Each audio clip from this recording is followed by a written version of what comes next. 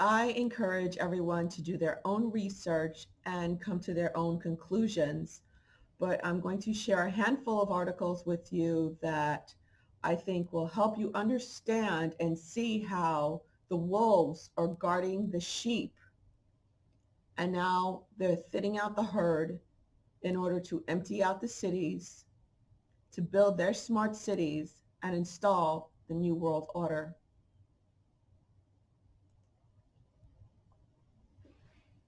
When the coronavirus showed its ugly face, Trump took it upon himself to start closing up borders and expanding travel bans, putting up travel bans, especially to China, because that is where this coronavirus originated, in China. So top Democrats fume after Trump expands travel bans to 6 new countries. And this was originally from February 1st, 2020. So the Democrats, and it's not just Democrats, okay? This is not a Democrat Republican thing, okay? Keep that in mind. I don't consider myself a Republican or any type of political party. I'm just on the right side of history. That's how you have to think about it. Are you on the right side of history? So the Democrats fumed because Trump was trying to expand the travel bans to stop the virus from coming in. What was their response? They sued from the West Coast to the East Coast being Cuomo, sues over border programs and restrictions, while him and de Blasio, the mayor of New York, basically have street parties to invite the disease in, to invite the virus in. That's part of their plan. You had Pelosi traipsing around Chinatown, screaming discrimination, of course, because that's part of their weapons, to bash people over the head and say that you're a bigot if you question them in any way. And no one wants to be called a bigot, right? I don't care, by the way, and neither does Trump, because they're all lies. And then what do? They allow enough people to get in to infect the most vulnerable, the elderly, and to thin out the herd. These governors, the very same ones that were screaming about border protection and travel bans because it's racism and prejudice, are the same ones who took the infected coronavirus patients and piled them into nursing homes and assisted living facilities. And now they're being looked into. Governors of New York, Michigan, California, New Jersey, and Pennsylvania. And there are others who took nursing home patients, who took COVID positive, and these were not elderly, not all of them were elderly positive patients being put into nursing homes, claiming there weren't spaces in the hospitals when they were those ships in New York and in California, waiting empty to receive COVID positive patients, not being used. The field hospitals, waiting empty, not being used. Instead, they chose to put these positive patients to spread the infection to the most vulnerable population, to thin out the herd. And then the next step is to release the prisoners. They've been releasing the prisoners, okay, all across from the West Coast to the East Coast. Again, California releases some murderers due to COVID-19. Some say it should free more. They're actually fighting to free even more. Now, what's the conclusion? What happens when you release these murderers? Dozens of New York City inmates back in jail after coronavirus release. These people get released and immediately they go out. Police, gang murder, release without bail, commits 3 more drive-bys. That's exactly what they do. Rapists are being released. Prisoner released amid coronavirus, arrested for murder of 21-year-old woman. Rape suspect murders his accuser after being freed from jail over coronavirus concerns. Under the cover of coronavirus, These people are being released. Murderers and rapists, child rapists and murderers are being released and going out and immediately committing crimes and taking revenge on their victims who reported them. This is all being done on purpose. Mayor Lightfoot's Chicago sees 139% increase in murders. New York, it's like 50, more than that, percent in murders. California, murders are rising. Murders all over the country rising because they're releasing prisoners and not giving bail to prisoners, violent criminals. Again, keep in mind these people, who they are, what they're doing.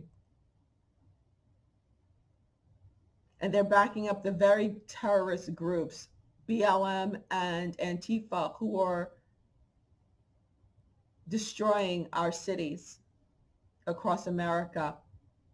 You have right here, and they're blatant about it. Minnesota Congressman and Deputy Chair of the DNC, Keith Ellison, right here, promoting Antifa, a terrorist group. They're worldwide, so is BLM, worldwide terrorist group, promoting them openly, backing these groups up who are going around our country. They call themselves anti-fascist, but it's the complete opposite. Everything they're saying that they're not, they are. The complete opposite. They're using that under the guise of helping Black people, ending racism, stopping fascism. They're committing murders. They're burning down buildings in towns, riots. The one thing rioters across the U.S. have in common is not Black Lives Matter. Again, they're using the George Floyd situation to rile up emotions, because emotions are easily manipulated. And what are they doing? They're not burning down the billionaires. Yeah, they're burning down a Target here and there, but most of it is burning down their own homes, their own towns.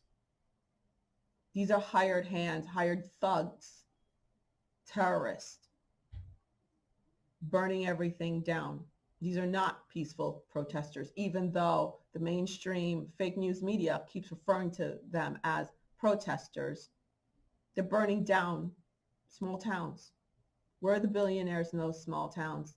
My small business, the building where my small business is located, was looted. Why? There are no billionaires in that building. Again, as you can see, people like AOC is saying, oh, we hate billionaires. Get rid of the billionaires. Tax the billionaires. We don't need billionaires. It's not the billionaires, as you can see right now. The billionaires are the ones paying the thugs, the anarchists, to burn down our cities and our towns. What does this have to do with Black Lives Matter? What does this have to do with systemic racism? Again, it's breaking into small businesses. Even if it's a larger business. This is not stopping anything. In fact, it's making racism worse. These people aren't understanding. They're playing right into the hands of the deep state. These are all Black faces, including this person who's scrub, which pisses me off, is standing in line to break into a store because Trump is a racist. So let's break into the stores and burn down our cities. And what is this doing? The releasing of the criminals, the lockdown with the COVID, not allowing the cities to die. What's happening? People who can't afford to leave are leaving. The flight to the suburbs is real and growing as coronavirus changes the way people live. Those who can will leave. As the real estate markets begin to recover in May, some home searches in suburban zip codes jumped 13%, according to Realtor.com. And it's doubling. It's doubling. More than half of the nation's 100 largest metropolitan areas are seeing increased interest in the suburbs. It's beyond that. They're fleeing. And it's not just millionaires and billionaires fleeing. Upper West Side, families flee. amid crime and chaos. This is what's going on in the streets of New York. I grew up in New York City, went to school in New York City in the 80s and 90s and 70s. Escape from New York. More than 400,000 residents flee New York City due to coronavirus, due to virus, taxes, protests. It's not protests, it's riots and shutdowns. How is this helping minorities? How is this helping Black people? It's not. It's their plan to run the good people, the hardworking people out of the cities so they could take over the cities. And what are they turning the cities into? It's playing right into their hands. De Blasio, he is the mayor of New York City, reveals he wants to buy empty New York City buildings and turn them into affordable housing after moving 13,000 homeless people into hotels for more than $2 million a night, and shaming rich residents who left to escape COVID-19 as fair weather friends. They know exactly what they're doing, and it's not just wealthy people leaving. They're the first to leave because they could afford it, but the majority of the middle class are leaving also and going out to the burbs to leave the cities empty. And here's what they do in San Francisco. Out in California, like I said, it's from coast to coast. San Francisco gives drugs, alcohol to homeless addicts in hotels during coronavirus, sparking debates. And they're doing the same thing in New York. They're doing the same thing all across the country. They're giving these homeless people and addicts, not all homeless people are addicts. I was homeless for a short time in my life with two small children. Okay. So no, I was never in so much as had a beer. Okay. So it's not that, but they are trying their best to proliferate this lifestyle, I should say. Okay. Making it very easy for them. So again, it's to thin out the herd. What middle class family person wants to be there? Or even if you're a poor person, doesn't matter. What right-minded person wants to live amongst this mess with criminals running around, killing babies in baby strollers, shooting dads as they walk their child across the street? No, we want to flee. And now what do? They're locking down the states that they're doing this in. They're locking them down, like in Chicago, like in Minnesota, like in California, all over California, LA, San Francisco, New York City. New York sets up COVID-19 checkpoints to enforce quarantine for visitors from 34 states. In other words, they don't want people coming in. No one comes in. No one gets out. Now that they have New York in lockdown, they're going to really thin the herd now because they have the murderers. They plan on releasing thousands and thousands of more murderers and rapists from Rikers Island. Not making this up, as you could see, it's all in your face, right? It's right there. Smart cities. This is smart city, the future of urban development. So they empty out the cities. Now they could start building their smart cities. And here's your cage. Here's your invisible prison.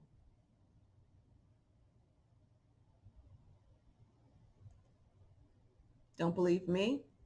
Listen to one of their top sellouts to humanity, Lori Lightfoot, mayor of Chicago. I'm thinking about an executive order from day one that says, in more legalese than this is not a thing. We will not no longer honor this, because the way that aldermanic prerogative works is there's got to be compliance with the executive branch, because otherwise it doesn't work. So you got to eliminate that compliance and you make it a mandate. And then you do training, particularly in the city, I'll call them licensing departments, whether it's zoning, buildings, housing will be impacted by it, planning certainly. And you pick the people that run those agencies and the deputies that are pledging allegiance to the New World Order and pledging allegiance to the New World Order and good governance, pledging allegiance to the the New World Order and good governance. And then I think you have the Inspector General do some spot audits to make sure that there is real compliance. From her own mouth, the New World Order. Now, combating this New World Order, trying to stop their takeover, the deep state takeover, Trump signs an executive order for a new stimulus package with $400 a month, $400, I think it is a week. I haven't had unemployment, $400 a week in unemployment, cutting the payroll tax, which is yay for me as a business owner, and he hopes to completely get rid of it, of the payroll tax, which I think he will totally get rid of it. Not only that, it's a lot more than that. It's suspend payments of student loans to the end of the year, protect renters from being evicted from their homes, and deferring payroll taxes to the end of the year, which again, I think will be gone forever through the end of the year for Americans who earn less than $100,000 annually, which is fantastic. And also you'll have vouchers for private schools and hopefully also some stimulus checks that will go out, which is very much needed for many of us. Okay. And as you know, the New World Order supporters, they fought this. They didn't want it because, again, they are the wolves guarding the sheep, trying to thin the herd. So they want to starve us out, kill us with disease, and just run us out of town. And in reality, they're not after Trump. They're not. They're after us. He's just in the way. Vote for someone who actually loves this country, who loves the people, and is not trying to destroy it like these New World Order deep state shills. And all I have to say is, don't vote for Trump, fuck around and find out just how bad the New World Order can get and just how miserable your life can be. Peace.